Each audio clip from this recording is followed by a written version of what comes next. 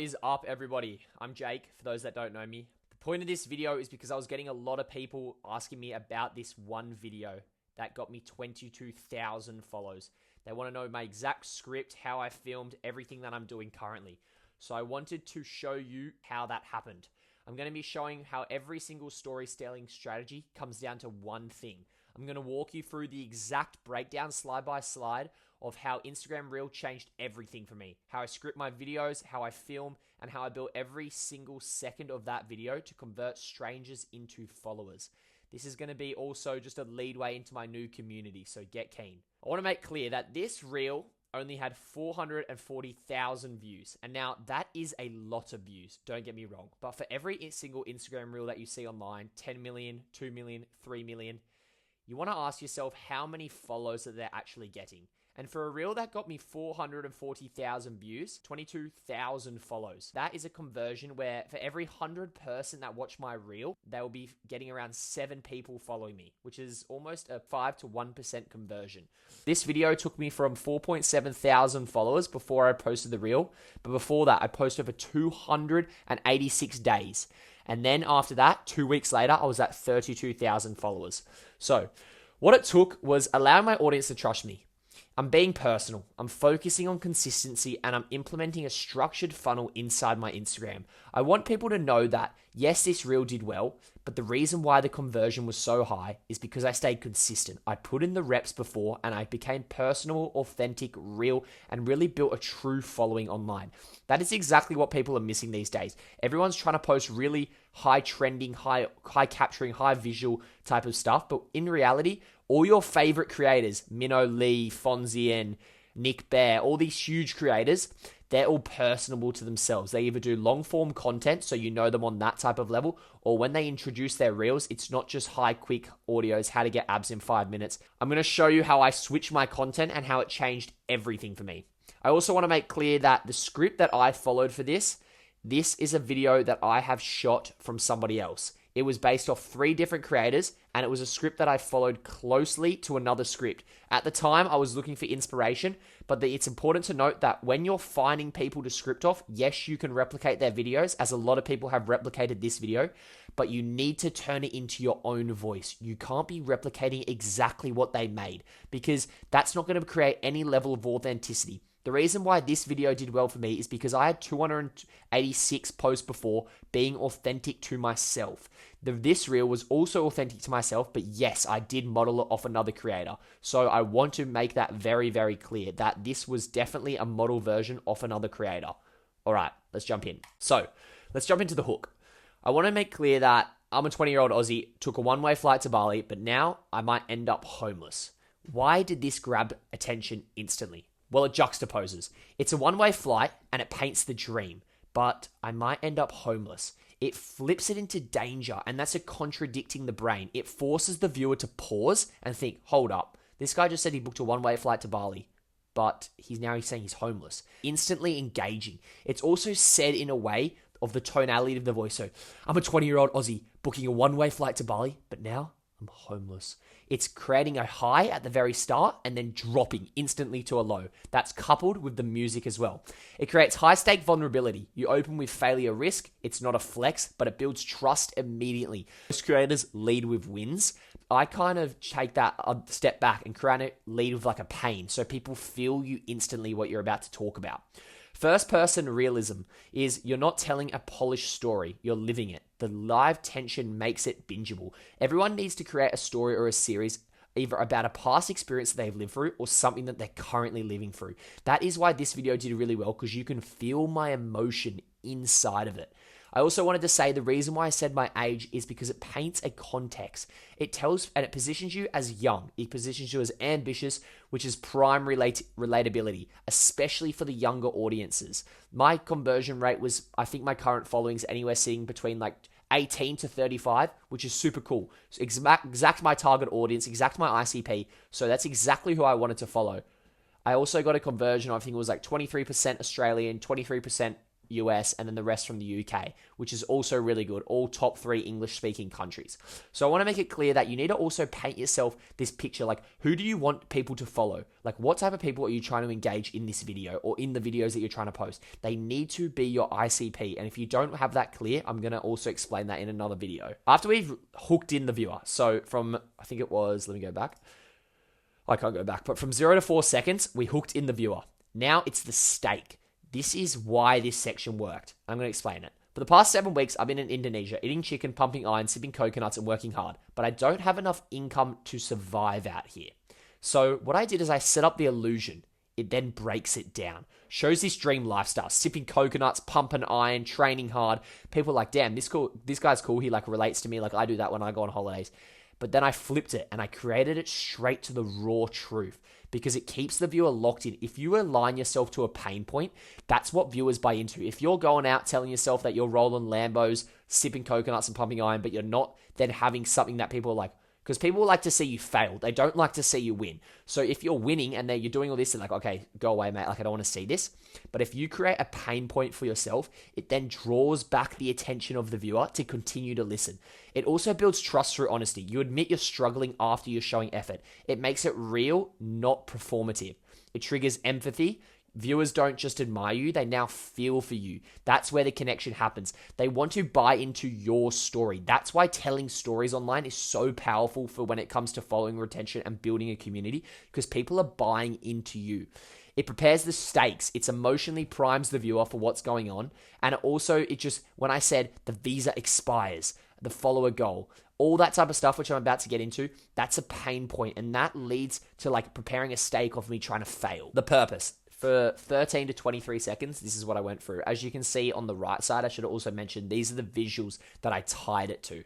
So, see, I've been chasing this wild dream. I set to reach 50,000 followers. That ends in 12 days. And the truth is, I'm not even at 10,000 followers yet. And my visa is about to expire. This introduces a ticking time clock. Adds urgency with a dead clear deadline. 12 days before I go home. Makes them feel like a countdown. It's not just a dream. That's why people set day-to-day series or 30-day countdown series, is because it creates this bit of tension. It creates this bit of like, or urgency, or I have to see what happens. I have to follow along to see what happens, because in 30 days, like, I don't know what could happen. And as closer you get to that date, the more stakes raise. That's why I had a countdown from the day that I got home, and I only implemented that in 2 weeks out to the series ending, to start building that tension, to start building that urgency. I also wanted to say that this wasn't just a dream. It was also just my reality, that I did have to go home because I had a visa. So I tied it to a realistic emotion that I was currently facing, and then people bought into it. And it's exactly what happened. I wasn't trying to lie. I was being completely honest, but I just felt really emotional about it because I did. I set out this goal to reach 50,000 followers, and that's what was happening. So you need to create something that's realistic to yourself. It also just reveals high-stake vulnerability. You're not just chasing followers, you're on the edge of leaving the country. That adds weight in. It creates emotional buy-in. You've committed fully, you might still lose, and that's where people start rooting for you, because if you're losing, they want to see you win, but then if you're winning, they want to see you lose. It's kind of a juxtaposition. It's quite funny, actually. Anyways, hook for the series. By showing the gap between 10K versus 50K followers, saying that I wasn't even at 10,000 followers yet, it created this sense of delusional. People looked at me and they were like, this guy is not hitting that goal. No way. But the reason why it did so well is because people were then like, damn, this guy is really, really hustling. I can really see he's trying to put in, because I linked it all to my pain points. I'm going to follow him, because even if he gets anywhere close to that goal, it will be cool to watch. It sets a time limit that makes you feel like a live challenge people want to follow, and it turns a goal into a storyline. It's not just longer just trying to grow. It's, will he make it before the clock runs out? The emotional anchor. Now, this I would say is one of the most crucial parts. This is where you provide most of the value inside your scripting. So, like I said, you have the intro, you have the purpose, now you're having the emotional anchor, where you're really providing the value and the purpose of the video. This new series is for my younger self, and the goal is to inspire him to take some fucking risks. You only have one life, and that life shouldn't be determined by someone else's plan for you. Okay, so this introduces purpose. This movement shifts the story from being personal to survival to a mission. It's not just about you anymore. It's about who you are doing it for. I'm doing this for my younger self, as you can see in this video. Your younger self, everyone has dreams as a younger self. You have aspirations. But a lot of people don't want to go chase their dreams. So this is for your younger self, tying it back to that, which also creates relatability because we all know as a kid, we wanted to be a vet, we wanted to be a doctor. It creates a sense of relatability. Then you connect to your audience's inner voice. Everyone has a younger self, like what I just mentioned. That line speaks directly to them. Injects identity and values. It's not a content series. It's a belief system. That line about life not being determined by someone else, that hits deep because no one else wants their lives controlled by anybody else. It evaluates the content from a vlog type of video to a vision because you're documenting the journey. You're giving it meaning, and that turns views into followers and followers into community because people want to invest in your vision. Then they invest in your vision by joining your community. It all ties together. As you can see here, I also did a black screen out. That was to create suspense. I try to create suspense, or the music comes into play and it's a really high beat, really high engaging music. So I feel like the visual may override the music, and I wanted them to feel it on an emotional level. CTA. So if you want to be part of this journey, follow me right now. Because in this next episode, I may or may not be trying what you call the street meet. This is why I implemented this CTA. For a lot of people fear CTAs, but this is why I saw it as a tool and how you should too, especially at the end of your script. It's a direct CTA with soft delivery. You're clearly asking for the follow, but it's embedded in the journey, not a sales pitch. It feels earned. You do that by saying, so if you want to be part of this journey, do you want to join? Then you hook them in. Do you want to join? Well, then if you do, follow me right now. You're not saying, please follow me right now. And even though I did do that in the emotion of the voice, because I did say, so if you want to be part of this journey, follow me right now. But that just ties it in. It invites, it doesn't beg. Be part of this journey. Creates belonging. You're not asking for clout. You're inviting them into the story. A cliffhanger payoff. The street meet. I did this because it's funny. It creates personality, and it's also just a way to engage the audience personally to yourself. Like street meet. Everyone always talks about street meet. Everyone wants to try it, but is too afraid to do it. That's the perfect like clickbait loop to try create them to watch on to the next series, because you're asking them for a follow, but you want to tell them why they're going to follow you. Well, I may be getting food poisoning. I may be trying street meat. People want to see other people try street meat. People love watching other videos of other people eating food. It's just how it works. All right. Final bit is technical execution. I thought this would just be important just to lay down the foundation of how the structure behind this went. The length of this video was 41 seconds for the full watch through video. I find any video over a minute 30 is too long. For this video, I just didn't see a need to go any more than 41 seconds, but I've seen videos recently around a minute 30 do really, really well. So I think once you get past that minute 30 mark, like you're really not engaging the audience. So as long as it's under a minute 30, I really think you'll win, as long as you've just implemented these strategic things that I've said. Hard edits, what I mean by that is every single cut that I've done hasn't been more than 2 to 3 seconds, except for the black screen. That's because the black screen carried through the sound and the music, and that created the emotion. Where the edits, I needed to be fast-paced, visual, pleasing, because that's how I spoke in the video. I spoke fast, I spoke authoritative, and I spoke with emotion. I did highs and lows in my tonality, from going, I might be kicked out of the country, to, in reality, that's exactly what you need to be implementing. Highs and lows in emotion. You need to be capturing visual emotion. You need to be visual pleasing to the eye.